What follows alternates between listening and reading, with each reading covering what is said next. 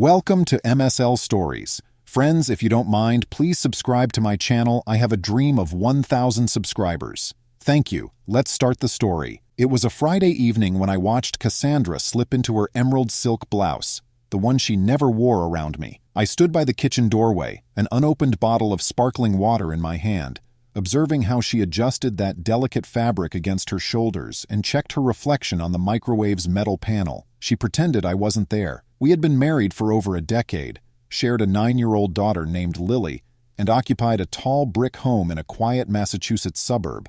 But at that moment, I felt more like a tenant waiting for a bus than a husband. She had received a call the previous afternoon, a call she dismissed as some family thing, though the tension around her jaw suggested otherwise. Cassandra was 35, worked as a project coordinator for a regional design firm, and favored crisp lines in both her outfits and her life. I was 39, a corporate attorney negotiating for companies that believed sincerity expired at sunset. I was used to liars, but I never expected to find one hidden behind the eyes of the person who read bedtime stories to our child. Cassandra spoke a name I had never heard before, Addison. Addison, she said, had a cruise ticket that needed to be used urgently. Addison, according to her, was some distant cousin on her father's side. Addison apparently felt pity for her because her aunt, also news to me, had fallen ill, and the family's travel plans were in disarray. Cassandra said this without meeting my eyes. Instead, she pushed past me, heading upstairs to pack. I whispered to myself, there is no Addison in her extended family. I knew her relatives. I knew the get-togethers, the birthdays, the subtle jokes they shared in front of me. Names like Addison never even hovered in the background of wedding reception conversations or old photo albums. This was fabricated. Lily sat in the living room sketching flowers in a spiral notebook. She sensed the tension. She asked where Mommy was going, and I said it involved relatives we didn't know well, something about a sudden trip. Lily's brow creased. She didn't argue. She was used to her mother's unexpected commitments. Cassandra frequently claimed urgent professional obligations that whisked her away at odd hours. That evening, Cassandra left in a hired car, suitcase in hand, not even acknowledging my presence. I leaned against the doorframe, listened to the engine fade, and dialed my friend Martin. Martin had once been my client, but after some tough negotiations, we forged a friendship. He ran a small private investigations firm on the side, mostly discreet background checks. Martin was about 52, retired early from the police force after too many political games on the job. He was the type who knew how to unravel knots. I laid out what I knew. Martin said he would look into it. He did not promise results, but hinted he had ways to verify who this Addison was, what was happening on that ship. I stayed with Lily that night. We watched an old cartoon, ate pasta, and I read her a bedtime story. My mind wandered to Cassandra's so-called cousin. Something in Cassandra's voice suggested Addison was not a new fling. I wondered how long I had been cast as the fool who funded the nice house, the after-school activities, the elegant dinners, all while something else festered in secret corners. The next morning, while Lily slept, I sorted through Cassandra's files. She tended to store private notes in her laptop, an older model, password known to me since she often asked me to fix minor tech issues. I discovered an email chain with no subject lines, addressed to a certain Addison with a personal domain. The messages contained subtle references to meetups at hotels, short weekend trips I thought were business-related. Cassandra wrote things that crystallized what I suspected. Addison had been her lover for at least a year. I called Martin, told him what I found. He said he'd continue searching, might even pull the passenger list from the cruise line. He warned me it could take time. Over the following days, Lily asked again if Mommy would call. Cassandra did. Once, a rushed voice message. She sounded distracted. She mentioned the aunt's health crisis, said she would be home soon, but gave no precise date. On the third day of Cassandra's absence, Martin contacted me. He had confirmed that Addison was no cousin. Addison worked as a risk analyst at a large consulting firm. Addison was 42, and according to Martin's sources, in a relationship with Cassandra that included at least one shared vacation property in Vermont. My money must have funded that. Cassandra had maintained a bank account I never knew existed. She had funneled sums regularly from our joint savings into this secret account. When I learned this, I did not break down. Instead, I moved quietly. I shifted large amounts of my assets, set up new accounts that Cassandra could not touch, canceled every joint credit card, changed the locks on the side gate, and contacted my firm's lead partner to ensure that I could terminate spousal access to certain legal benefits. I was careful not to leave digital footprints that would alert Cassandra while she was away. Meanwhile, I arranged a meeting with my divorce attorney, a sharp-witted woman named Paige, 37, who had a reputation for making life unpleasant for those on the wrong side of fidelity. Before Cassandra returned, I gathered copies of emails, bank statements, and photos Martin obtained from the cruise's docking port, where Cassandra was caught on camera leaning into Addison's shoulder, wearing that emerald blouse and smiling. No distant relative stands that close, arms wrapped around each other at the railing, laughing at the sunset. 4 days after her departure, Cassandra returned. She did not expect me to be sitting in the living room at midnight, lights low, Lily asleep upstairs. Cassandra stepped inside, wheeling a fancy new suitcase I had never seen before. She paused as if surprised to find me awake. I asked how the family matter had turned out. She spun a vague tale. The aunt was stable, Addison had returned home, and Cassandra had been forced to stay longer than planned. I said nothing, just nodded. In the following week, I watched her closely. She tried to act normal, but I sensed her searching for some clue that I might have discovered her secret. I had severed her access to our funds 2 days prior, and by the third morning I noticed her confusion when she tried to use a joint credit card to pay for groceries and was declined. She confronted me, demanding an explanation. I brushed it off, claiming a technical issue at the bank. Then I saw her attempt to withdraw money at an ATM and fail. Her panic was almost visible. She began asking pointed questions. I stayed vague. I planned a confrontation that would play to my strengths. Cassandra prided herself on controlling narratives. I decided to corner her in a manner that left no wiggle room. One evening, while Lily was at a friend's birthday party, I sat Cassandra down in the kitchen. I presented her with 3 printed emails. Without raising my voice, I asked who Addison was. Cassandra's entire demeanor crumbled. She claimed it was a misunderstanding, that Addison was a distant family friend. Her story shifted clumsily. I reached into a folder and pulled out a photograph of them on the cruise deck, labeled with the ship's name and date. Her face drained. She tried to lash out, accusing me of invasion of privacy. She spun desperate tales. Addison was just someone she ran into. The hug meant nothing. She spoke too quickly, eyes darting about. I asked if the secret bank account also meant nothing. Her silence roared. I could see her mind racing to salvage something. She asked if we could talk it through, maybe see a counselor. She promised to end whatever was going on. She said it all meant so little and that she cared about Lily and me. I let her words float in the stale air. I said the marriage was done and I would file for divorce. I made it clear. There would be no reconciliation, no therapy sessions, no charade of salvaging something already rotten. In the days that followed, Cassandra grew angry. She tried to downplay the affair, claimed I had pushed her into this by being too busy, too distant. I didn't respond to these attempts. I focused on making her position weaker. She sought out Addison for support, I could tell, because I started getting strange voicemails from a number I did not recognize. Menacing tones, vague threats, likely Addison's. I recorded them. Paige, my attorney, told me these would be useful in court to show harassment. Cassandra never knew what kind of attorney I really was. I specialized in contract negotiations that broke opponents. I understood leverage. I would not merely seek a fair divorce, I would ensure that Cassandra's lies and betrayal cost her dearly. Meanwhile, I met with Martin again. He suggested I consider a form of public disclosure, something that would sever Cassandra's social ties. I lived in a community where reputations mattered. Cassandra's design firm thrived on trust and image. I contemplated how to reveal her duplicity in a way that would not harm Lily. My daughter's well-being was my priority. I concluded the best way was to release carefully chosen facts to Cassandra's closest friends and colleagues, just enough truth delivered with precision, so people saw her as someone untrustworthy. This was a subtle form of revenge that would ripple through her life for years. But I wanted something more concrete. Cassandra had used my funds to finance her secret lifestyle. She had invested in Addison's property. I discovered Addison owned a small real estate consulting business that was always on the brink of insolvency. Cassandra had funneled a few $1,000s monthly. I would see to it that their investments collapsed. Using Martin's data, I located Addison's vulnerabilities, business loans dependent on stable credit lines. If those lines were questioned, Addison might face financial ruin. I contacted a trusted associate, Jerome, an accountant known for his ability to review and highlight irregularities. He was 46, quiet, and meticulous.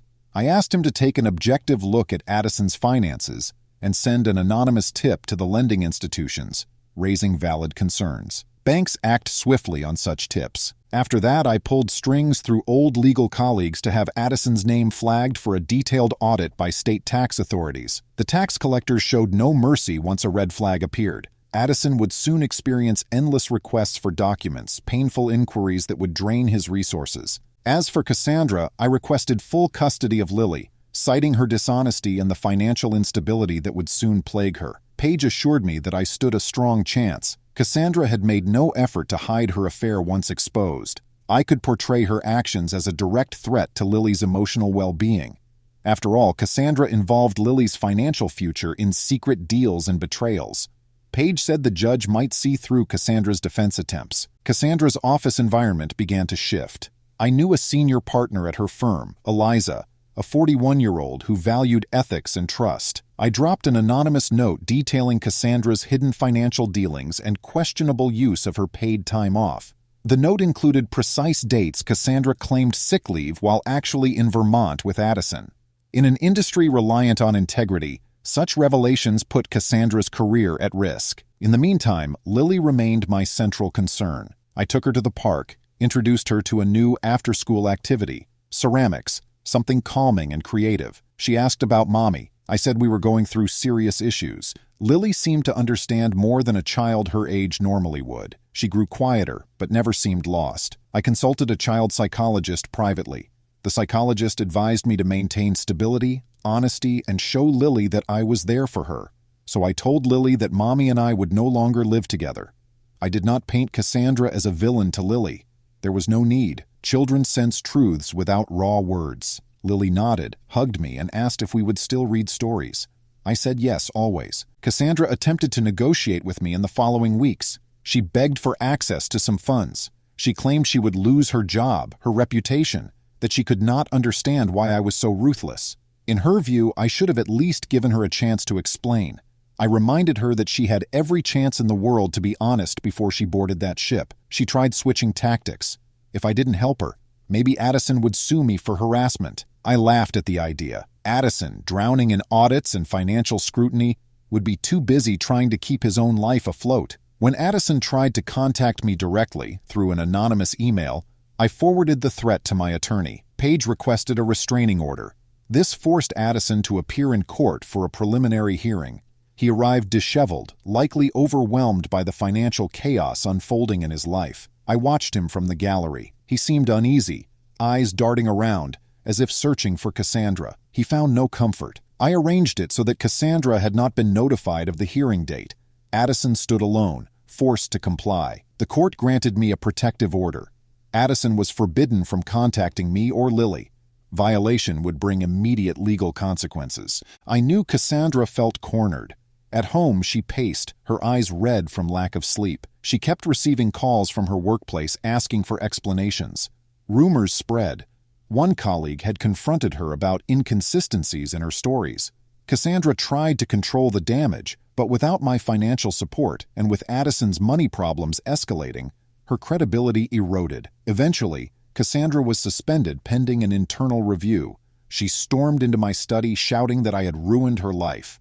I said nothing, only placed the divorce papers on the desk. She hesitated, scanned the papers, and noticed the terms were not favorable. She would walk away with little more than her personal savings, which had dwindled. She asked why I was doing this. I replied that actions had consequences. My friend Martin asked if I was sleeping better now that I had the upper hand. In truth, I was sleeping fine. The betrayal had triggered something cold inside me. I focused on preserving Lily's future, ensuring no one would undermine us again. I felt no remorse pulling the strings. Cassandra had orchestrated her downfall by underestimating me. The divorce proceedings lasted several months. Cassandra fought hard at first, but as I produced document after document, including evidence of her secret property investments with Addison, she realized resistance was pointless. Paige hammered home the case that Cassandra willingly misused marital funds.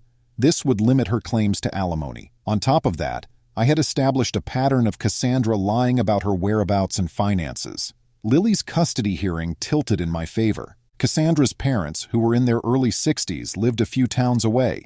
They were decent people, always respectful to me. When they learned the truth, they were ashamed of their daughter's behavior. They reached out, not to excuse Cassandra, but to ensure Lily knew she still had grandparents who cared. I allowed them to visit Lily regularly. I never withheld that relationship. Cassandra's father said he understood my actions, though he never explicitly condoned revenge. He recognized that Cassandra had set fire to her own safety net. On the day the divorce was finalized, the judge granted me primary custody of Lily. Cassandra was allowed supervised visits initially, and once trust could be established, perhaps unsupervised visits would follow.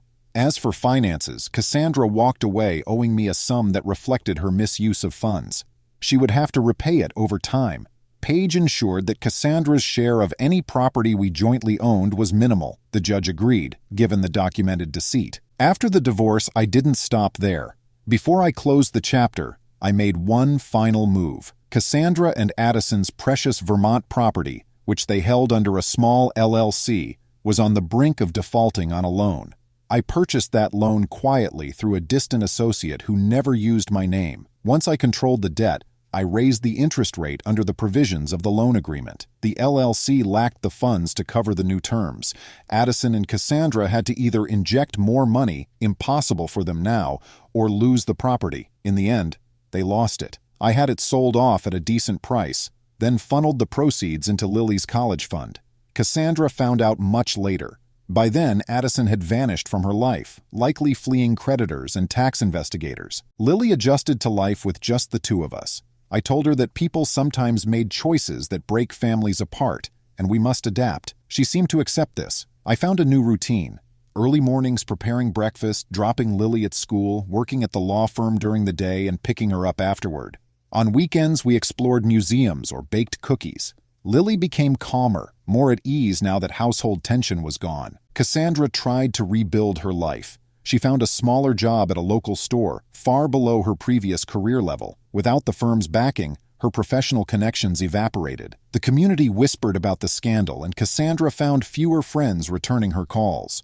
Whenever she visited Lily under supervision, she avoided meeting my gaze.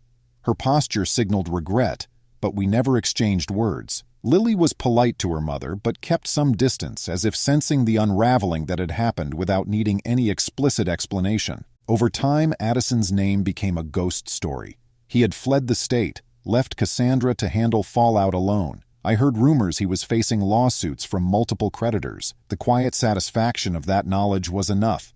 I never needed to confront him in person. I wanted him to feel the weight of consequences without any further involvement from me. Martin congratulated me on executing a clean, strategic revenge. Paige said I had set a precedent on how to handle such a case. Jerome, the accountant, sent a short message. The last report came through. Addison is finished. I thanked them all quietly. They had acted as my behind-the-scenes team, ensuring each domino fell at the right time. Lily asked once why Mommy didn't come home. I said that trust in a family is like the beams holding up a house. If someone saws through them, the house might stand for a while, but eventually, it collapses. Now we were rebuilding a new house, stronger beams, just us two for now. Lily nodded, satisfied with the metaphor, and asked if we could paint her bedroom a different color. I agreed. Cassandra's attempts to appeal the divorce settlement went nowhere. The judge dismissed her claims. The evidence was too strong. She tried reaching out through mutual acquaintances, hoping I might soften. I did not respond. My revenge was not about performing cruelty over and over.